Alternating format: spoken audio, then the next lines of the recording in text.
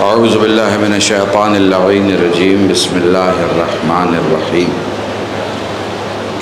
یا من ذکرہ شرف للذاکرین الحمد للہ رب العالمین والصلاة والسلام علی اشرف الانبیاء والمرسلین سید العرب والعجم جسمہ مقدس معطر مقدم نور الہدی مصباح الظلم شفیع الامم صاحب الجود والکرم مولانا ابو القاسم محمد حبیب علیہ طیبین الطاہرین المعصومین المظلومین وشفیع المذنبین اما بعد فقد قال اللہ سبحانہ وتعالی فی القرآن الکریم بسم اللہ الرحمن الرحیم وما تشاءون الا ان یشاء اللہ صلوات پڑھیں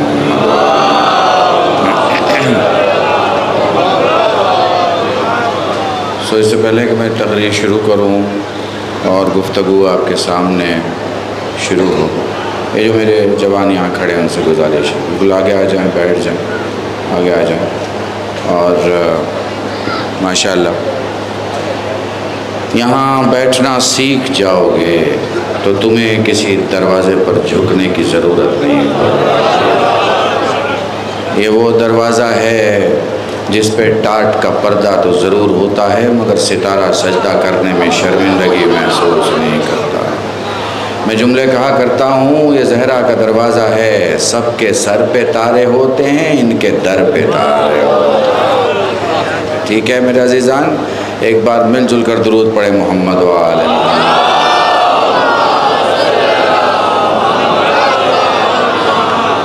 یہ نجفی کی خواہش تھی کہ ہم اس ہماری میں 72 شہداء کے اس پروگرام میں شرکت کروں اور میں حاضر ہو گیا ہوں۔ مجھے معلوم ہے آپ سب بہت پیار سے مجھے سنتے ہیں اور بے پناہ عقیدت آپ دکھاتے ہیں۔ مولا اور شہزادی اس کا اجر آپ کو دیں گے انشاءاللہ۔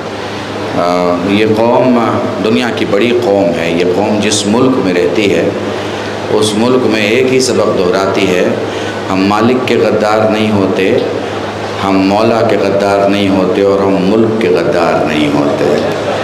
ہم جانتے ہیں اور بہت اچھے سے جانتے ہیں کہ ہمارا وقار کتنا بلند ہے، ہم جانتے ہیں ہماری طہارتیں کتنی بلند ہیں، ہم یہ بھی جانتے ہیں ہماری باتیں کتنی بلند ہیں اور ہم یہ بھی جانتے ہیں کہ ہمارے جو مولا ہے ان کے اوپر کتنی باتیں بلند ہیں۔ درود پڑھے ایک بار مل جل کر محمد و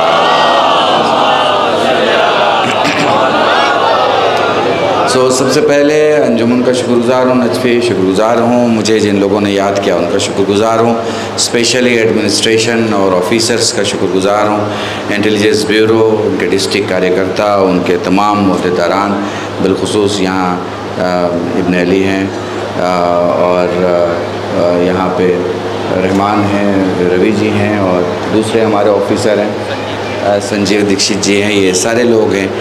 ان کا شکریہ کہ یہ اتنی دھوپ میں اتنی گرمی میں یہاں حفاظت کے ان تمام تر ذمہ داریوں کو نبھا رہے ہیں جو یہ پورے ڈسٹرکٹ کے لیے نبھاتے ہیں۔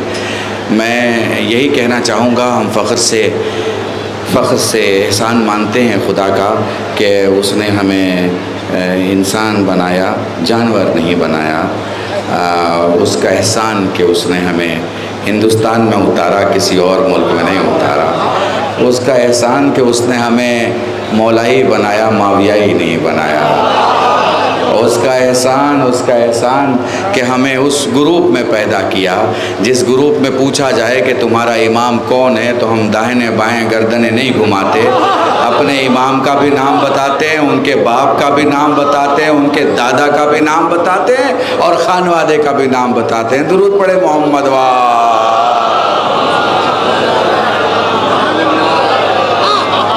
پوری توجہ ہو تو نصفی کتنا 10-15 منٹ ہے 25 منٹس ہے، تو میں کوشش کرتا ہوں، چلیے ایسا کرتا ہوں، جنرلی میں ہماری کی تقریر میں آتا ہوں تو 15, 20, 22, 25 منٹ میں ختم ہو جاتی ہے باتیں اور کسی سبجیکٹ پہ بات نہیں ہوتی۔ ہمارے ہندو برادران بھی سن رہے ہیں، ہمارے انٹیلیجنس کے آفیسرز بھی سن رہے ہیں، تو انہیں بھی ذرا محسوس ہو کہ ہمارے ہاں کیا بتایا جاتا ہے۔ اچھا، تو آج کی اس تقریر کو ہم ایک موضوع سے شروع کرتے ہیں، ٹھیک ہے؟ میرا موضوع آنکھیں، آئیز، ٹھیک ہے، ذہن میں رہے گا نا؟ ہاں، یہ جس گاؤں میں آپ آئے ہیں بہت ساری تقریریں ہیں، بہت سارے نوحے، بہت سارے ماتم، آپ ممکن ہے سب بھول جائیں، آپ مجھے بھی بھول جائیں، لیکن آنکھیں یاد رہیں گی آپ کو، ٹھیک ہے؟ یہ میرا وعدہ ہے آپ سے، آنکھیں میرا موضوع ہے۔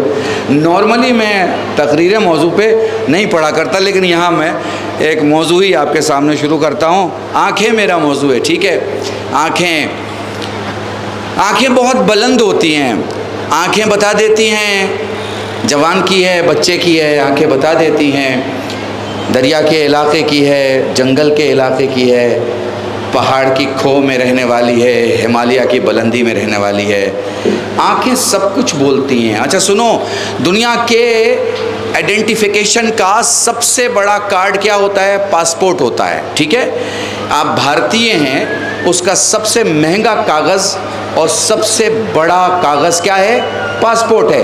تو ایئرپورٹ پہ جب آپ پاسپورٹ امیگریشن میں دیتے ہیں تو آفیسر آپ سے کہتا ہے کہ ذرا گردن اٹھائیے، ادھر کیمرہ ہے، ذرا کیمرے کی طرف دیکھیے۔ آپ میں سے جو زیارت کے سفر پہ گئے ہیں آپ نے دیکھا ہوگا، آپ دلی سے اڑیں، بمبے سے اڑیں، کہیں سے بھی دیش سے ودیش کی طرف سفر کریں گے، آفیسر آپ کو بولے گا ذرا آنکھیں دکھائیے۔ کیوں؟ کاغذ تو ہے نا آپ کے پاس، فوٹو تو میری لگی ہے نا، میرا ایڈریس تو لکھا ہے نا، پھر میری آنکھیں کیوں دیکھ رہے ہیں؟ تو آفیسر کہے گا کاغذ جھوٹ بول سکتا ہے، آنکھیں جھوٹ نہیں بول سکتی۔ آئے ہائے، تم سمجھے نہیں میں کیا کہہ رہا ہوں؟ بھائی تمہیں سمجھ میں نہیں آیا میں کیا کہہ رہا ہوں؟ 10 تاریخ ہے عاشور کی اور 18 تاریخ ہے غدیر کی، 10 تاریخ ہے عاشور کی اور 18 تاریخ ہے غدیر کی۔ کپڑے دیکھ کے بھی سمجھ میں نہ آئے تو آنکھیں دیکھ کے سمجھ لینا، ایک میں ہنس رہی ہوں گی، ایک میں رو رہی ہوں گی۔ سلامت رہو، سلامت رہو۔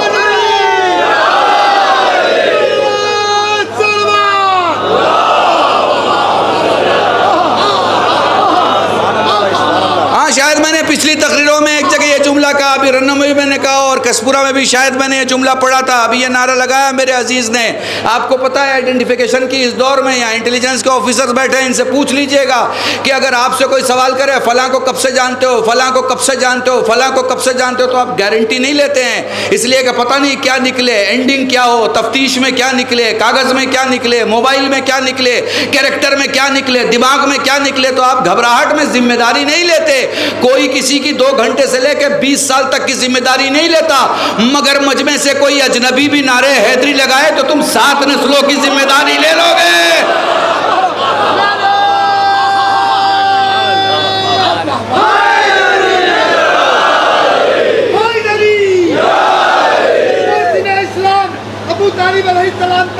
سلامت رہیں، سلامت رہیں میرے عزیزان۔ آپ جنہیں مانتے ہیں، آپ جنہیں چاہتے ہیں، آپ جن کے کیریکٹر پر جینا چاہتے ہیں، وہ کیریکٹر وفاداری کا کیریکٹر ہے، امانت داری کا کیریکٹر ہے، وہ کیریکٹر ایمان کا کیریکٹر ہے، وہ کیریکٹر جان دینے کا کیریکٹر ہے، جان لینے کا کیریکٹر نہیں ہے۔ سمجھ رہے ہیں میری بات کو؟ تو چلتے ہیں ذرا آنکھوں کی طرف، پوری توجہ، بالکل ایسے سنتے رہنا، جو جملے بولتا جاؤں بہت جلدی بول رہا ہوں تاکہ وقت پہ تقریر ختم کر سکوں۔ مجھے بھی 7:30 بجے تک جو ہے وہ ہر حال میں انشاءاللہ لکھنؤ پہنچنا ہے، 8:30 کی میری فلائٹ ہے۔ پوری توجہ میرے عزیزو، آنکھیں پیش کرو، بتا دیا جائے گا کہاں کی آنکھیں ہیں، ٹھیک ہے؟ اب ایک جملہ کہنے جا رہا ہوں، محسوس کر لینا اس جملے کو۔ تو کئی قسم کی آنکھیں ہیں، کئی قسم کی آنکھیں ہیں۔ آنکھیں یہ بھی بتاتی ہیں کہ سچا ہے کہ نہیں، تو یہ بھی بتاتی ہیں کہ زندہ ہے کہ نہیں۔ پتہ نہیں محسوس کر پا رہے ہو کہ نہیں محسوس کر پا رہا۔ میں ڈاکٹر کے پاس لے کے گیا، شوق لگا ہوا تھا رحمان، شوق لگا ہوا تھا، بندہ بالکل مردے کی حالت میں تھا۔ نبض دیکھنے کے بعد ڈاکٹر نے آنکھوں میں ٹارچ مارا، ہلتی ہوئی پتلیوں کو دیکھ کر کہہ دیا زندہ ہے۔ دھڑکنوں نے نہیں بتایا زندہ ہے کہ نہیں، آنکھوں نے بتایا۔ کیوں؟ اس لیے کہ آنکھوں میں احتجاج ہوتا ہے، اور احتجاج میں انقلاب ہوتا ہے، اور انقلاب میں زندگی ہوتی ہے۔ پتہ نہیں کاش میں تمہیں سمجھا سکوں۔ یہ ہمارا ٹارچ کہیں لے جائیے بڑے ہاسپٹل میں، ان کو لائف سپورٹنگ سسٹم کی ضرورت ہے، یہ بچ جائیں گے چونکہ یہ مرے نہیں ہیں۔ آنکھیں بتا دیتی ہیں مرا نہیں ہے، آنکھیں بتا دیتی ہیں زندہ ہے۔ اب کئی قسم کی آنکھیں ہیں۔ عام آنکھیں ہم سب لوگوں کی 10-12 کلومیٹر دیکھتی ہیں۔ کتنا کلومیٹر؟ 10-12 کلومیٹر۔ لیکن جو بڑے لوگ ہوتے ہیں وہ 10-12 کلومیٹر نہیں دیکھتے، 200 سال دیکھتے ہیں۔ کتنا؟ 200 سال۔ سر سید احمد جیسے لوگوں کی آنکھیں علی گڑھ کو بنے ہوئے کتنا سال ہوا؟ 205 سال۔ یہ آنکھیں سوچتی ہیں 200 سال کی، اس سے بھی بڑی آنکھ ہے۔ یہ کون سی آنکھ ہے؟ جوان بیٹا ماں سے کہتا ہے اماں میرے کالج میں کوئی پڑھتا ہے، گولڈ میڈلسٹ ہے، بڑا اچھا کیریکٹر ہے، لوگ چرچا کرتے ہیں، میں سوچتا ہوں میں شادی کر لوں میری زندگی بن جائے گی۔ کون ہے بیٹا؟ فلاں کی اولاد ہے۔ اچھا فلاں کہاں کے رہنے والے ہیں؟ فلاں گاؤں کے رہنے والے ہیں۔ اچھا سمجھ میں نہیں آ رہا، دادا کا نام بتاؤ۔ انہوں نے دادا کا نام بتایا، اس نے اپنے شوہر سے بتایا، میاں بیوی کی باتیں ہوئی۔ بچے نے کہا آپ لوگوں نے کیا فیصلہ کیا؟ کہا میرے لال تیرے لیے اچھا نہیں ہوگا یہ رشتہ۔ کہا اماں آپ کو نہیں پتا، بابا آپ کو نہیں معلوم، تجربہ میرا ہے، میں جانتا ہوں، میرا کالج ہے، گولڈ میڈلسٹ ہے، بڑی عزت ہے۔ پلٹ کے باپ نے کہا میرے لال تو چہرہ دیکھ رہا ہے، میں شجرا دیکھ رہا ہوں۔ آئے آئے آئے آئے میرے لال تو چہرہ دیکھ رہا ہے، میں شجرا دیکھ رہا ہوں۔ تو یہ کس کی آنکھیں ہیں؟ یہ ماں باپ کی آنکھیں ہیں۔ صرف چہرہ نہیں دیکھتی، وہ 7 نسلوں کو دیکھ لیتی ہے، شجرا دیکھ لیتی۔ اس سے بھی آگے ایک آنکھ ہے، وہ کس کی آنکھ ہے؟ اشارے میں کروں گا سمجھنا تمہیں ہوگا۔ وہ 7 نسلوں میں جھانک کے دیکھ لیتی ہے کہ ماننے والا کس میں پیدا ہونے والا ہے۔ یہ علی کے ذوالفقار کی آنکھیں ہیں۔ کہتے ہیں مالک اشتر نے اپنی گنتی پیش کی، آج ہمارا نمبر یہ نکلا۔ علی نے کہا مالک اشتر کہاں تمہارا نمبر، کہاں ہمارا نمبر۔ بھائی پوری توجہ چاہ رہا ہوں۔ اس سے بھی آگے ایک آنکھ ہے، وہ کون سی آنکھ ہے؟ جو اپنے وقت کے امام کو دیکھتی ہے۔ اگر ہم نے اپنے وقت کے امام کو نہیں دیکھا تو یہ چربی کا ڈھیلا ہے اور کیا ہے، ٹھیک ہے؟ اس سے بھی ایک آگے آنکھ ہے۔ یہ کون سی آنکھ ہے؟ یہ وہ آنکھ ہے جو اپنے خدا کو دیکھتی ہے۔ علی سے پوچھا گیا خدا کو دیکھا ہے؟ کہا تو سوچ بھی کیسے سکتا ہے کہ میں علی اس کی عبادت کروں گا جسے دیکھا نہ ہو۔ یہ آنکھوں کے سفر میں اب عرفان کی آنکھوں کی طرف پلٹتے ہیں، اب ایمان کی آنکھوں کی طرف پلٹتے ہیں، اب کربلا والوں کی آنکھوں کی طرف پلٹتے ہیں۔ اب پلٹتے ہیں ان آنکھوں کی طرف جن کے پاس جب کربلا کا غم رکھا جاتا ہے تو بلک بلک کے روتے ہیں۔ وہ یہ آفیسرز کھڑے ہیں، میں ان سے کہوں گا اپنے علاقے میں جا کے پوچھیں کسی سے، ریسرچ کریں کہ کوئی بیٹا اپنے باپ کو کتنا دن تک رو سکتا ہے، کتنے دن تک، 10 دن، 20 دن، 40واں ختم، چھمائی ختم، برسی ختم۔ دوسرے سال میں بیٹے سے کہوں ابا کو یاد کر کے رو، نہیں رو پائے گا۔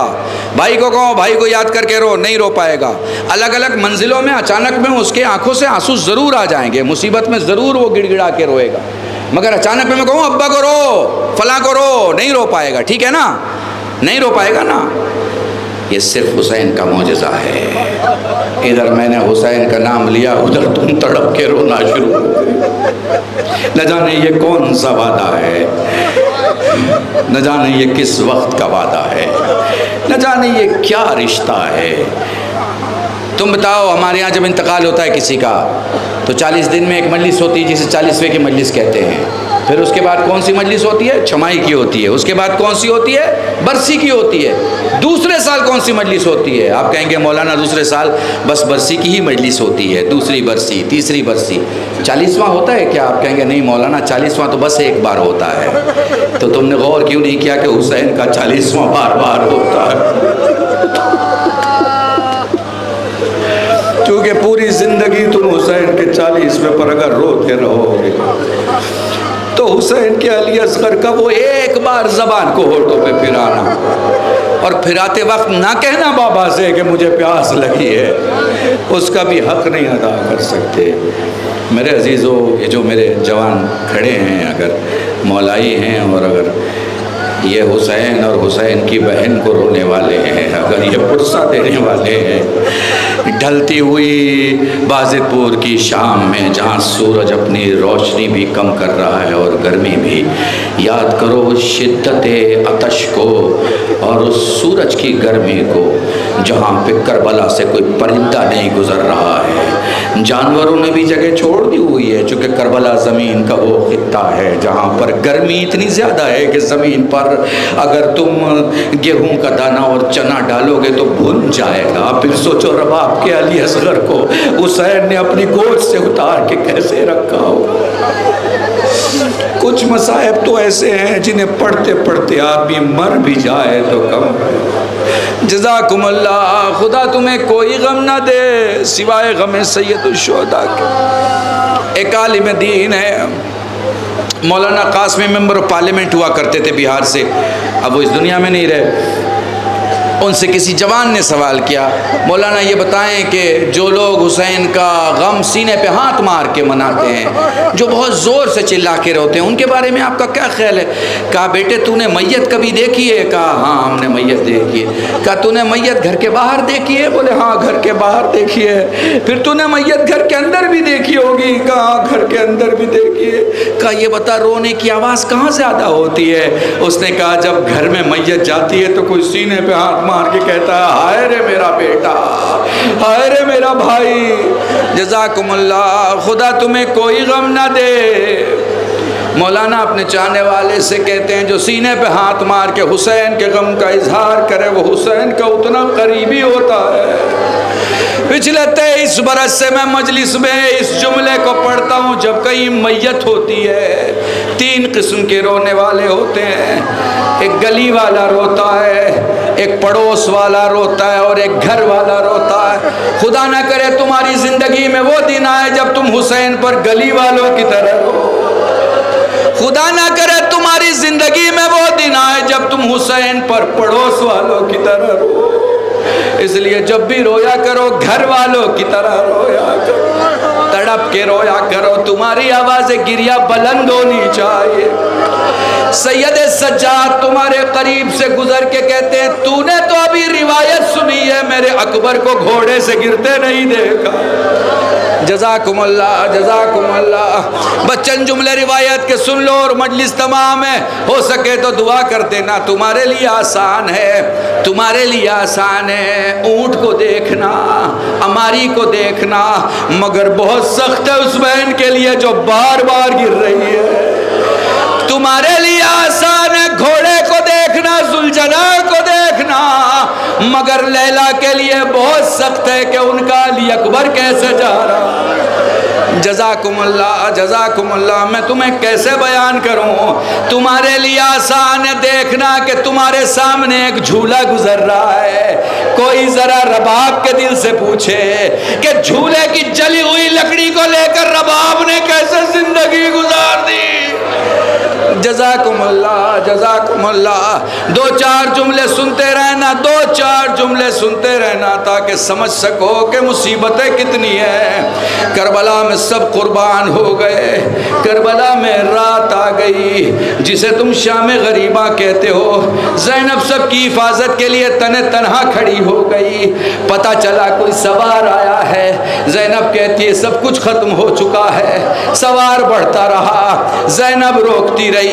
فکشف النقاب عن وجہ فاذا امیر المومنین، زینب کی آنکھوں نے دیکھا سامنے میرا بابا کھڑا ہے۔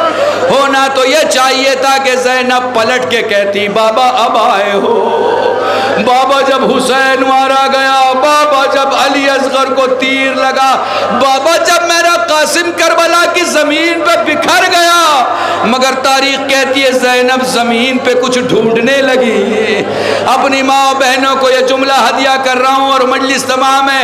زمین پہ ڈھونڈتے ہوئے زینب کو دیکھ کے علی نے سوال کیا لال کیا ڈھونڈ رہی ہے؟ کہا بابا میں خاک ڈھونڈ رہی ہوں تاکہ اپنے بالوں پہ ڈالوں، کیونکہ میں بے چادر تیرے سامنے کبھی نہیں آئی۔ ہائے رے زینب، ہائے رے کربلا۔ جزاکم اللہ۔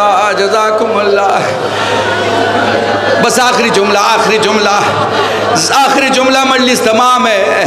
وہ لو زینب اولیاء مقام مدینے آ گئیں. تاریخ کہتا ہے ایک دن سید سجاد گھر میں آئے. زینب کو کچھ یاد آیا, دوڑ کے گئیں, اپنے گھر کے کسی علاقے سے ایک گٹھری اٹھا کے لائیں. گٹھری کو کھولا, جلی ہوئی ایک مسند نکالا. ہائے رے, جلی ہوئی ایک مسند نکالا, سامنے رکھ کے فرماتی سجاد میرے لال اس پہ بیٹھ جا. سید سجاد بابا کی مسند پہ بیٹھ گئے. سجاد کو بیٹھا دیکھ فرماتی ہیں لال تجھے تیرے بابا کا پرسا, تجھے تیرے چچا کا پرسا, تجھے تیرے علی اکبر کا پرسا. سجاد کھڑے ہو گئے. پھوپھی اماں ہاتھوں میں ہتھکڑیاں تھی, پاؤں میں بیڑیاں تھی, میں نے خود آپ کو پرسا نہیں دیا. اے پھوپھی بیٹھ جائیے. پھوپھی بابا حسین کا پرسا, چچا عباس کا پرسا, بھیا علی اکبر کا پرسا. اے پھوپھی آنا محمد کا پرسا. اے میری پھوپھی کربلا کے پیاروں کا پرسا, کربلا کے شہیدوں کا پرسا. علی لعنت اللہ علی القوم الظالمین وسيعلم الذين ظلموا أي منقلب ينقلبون إنا لله وإنا إليه راجعون. ماتم حسین.